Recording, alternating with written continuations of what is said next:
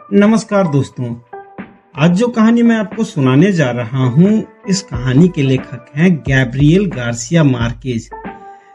Marquez साहब का जन्म 6 मार्च 1927 को कोलंबिया में हुआ था।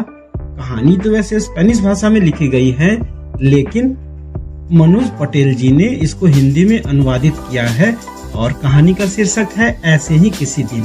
तो चलिए शुरू करते हैं। ऐसे ही किसी दिन।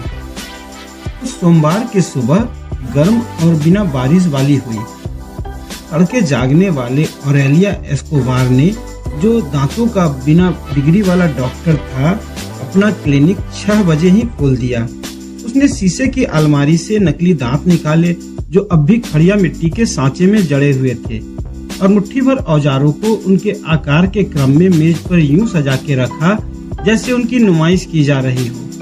उसने बिना कॉलर वाली एक धारीदार कमीज पहन रखी थी, जिसके बंद गले पर सुनहरा बटन था और उसकी पैंट गैलिस से बंधी हुई थी।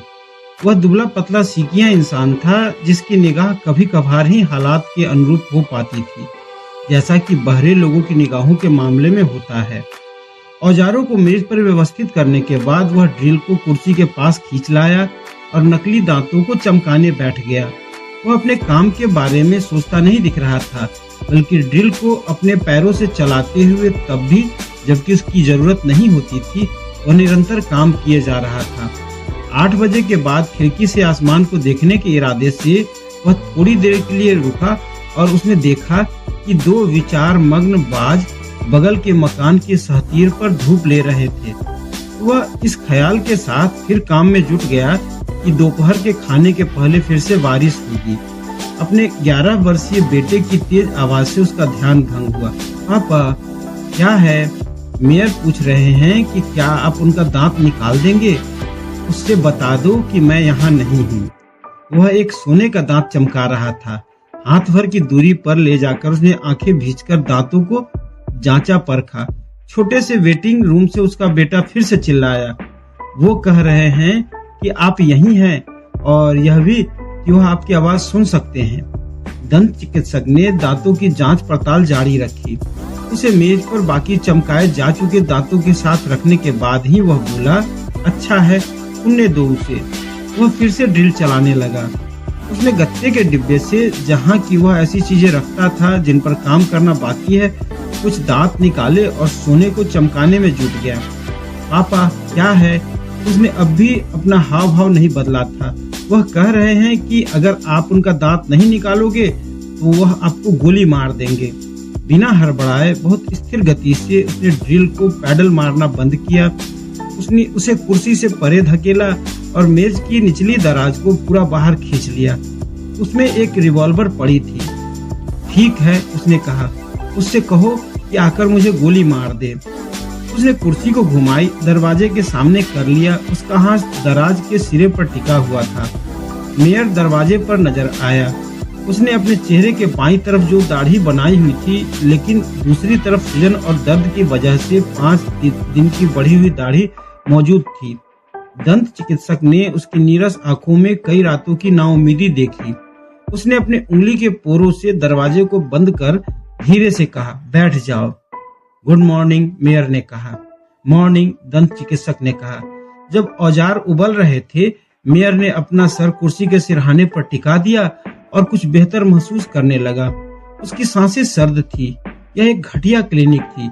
एक पुरानी लकड़ी की कुर्सी, पैर से चलने वाली एक ड्रिल, मिट्टी की शीशियों से भरी एक शीशे की अलमारी। कुर्सी के सामने एक खिड़की थी, जिस पर कंधों की ऊंचाई तक के पर्दे पड़े हुए थे। जब उसने दंत चिकित्सक को आता हुआ महसूस किया, तो उसने अपनी एक एड़ी को कड़ा करके मुंह खोल दिया। ऑरेलिया एस्कोबार ने अपना सर रोशनी की दिशा में घुमा लिया। संक्रमित दांत के मुआयने के बाद उसने उंगलियों के सतर्क दबाव से मेयर का जबड़ा बंद कर दिया। यह काम संवेदन शून्य किए बिना ही करना पड़ेगा, उसने कहा। क्यों? क्योंकि अंदर एक घाव है।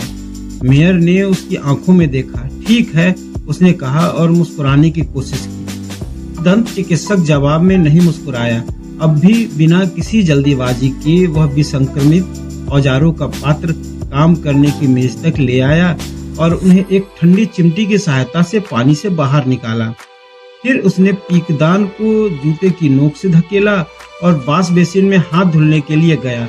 यह सब उसने मेयर की तरफ देखे बिना ही किया, लेकिन मेयर ने उस पर से अपनी नजरें नहीं हटाई। अकल दाढ़ के निचले हिस्से में घाव था।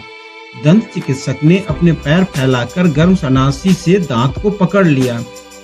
मेयर ने कुर्सी के हत्थों को मजबूती से थाम लिया और अपने पूरी ताकत से पैरों को कड़ा कर लिया और अपने गुर्दों में एक बर्फीला खालीपन महसूस किया, मगर कोई आवाज नहीं निकाली। दंत चिकित्सक ने महज अपनी कलाई को हरकत दी, बिना किसी विद्वेष के, बल्कि एक कटु कोमलता के साथ उसने कहा, अब तुम हमारे 20 मारे गए लोगों की कीमत अदा करोगे। मेयर ने अपने जबड़े में हड्डियों की चरमराहट महसूस की और उसकी आंखें आंसुओं से भर आई, लेकिन उसने तब तक सांस नहीं लिया जब तक कि उसे दांत निकलने का एहसास न हो गया। फिर उसने अपने आंसुओं के बीच से उसे देखा। उसके दर्द के चलते वह इतना पराया नजर आ रहा था कि वह अपने पिछले 5 रातों की यातना समझने में नाकाम रहा। पीक दान पर झुके पसीने से तर हांफते हुए उसने अपनी जैकेट की बटन खोली और पैंट की जेब से रुमाल निकालने को हुआ। दंत चिकित्सक ने उसे एक साफ कपड़ा दिया। अपने आंसू पोंछ लो, उसने कहा। मेयर ने ऐसा ही किया। वह कांप रहा था। जब दंत चिकित्सक अपने हाथ धुल रहा था, उसने जीर्ण शीर्ण छत और धूल से अटे मकड़ी के अंडों और मरे हुए कीड़े मकोड़ों से भरे मकड़ी के जाले की तरफ देखा। अपने हाथ पोंछते हुए दंत चिकित्सक वापस लौटा। जाकर सो जाओ, उसने कहा, और नमक पानी से गिरारा कर लेना।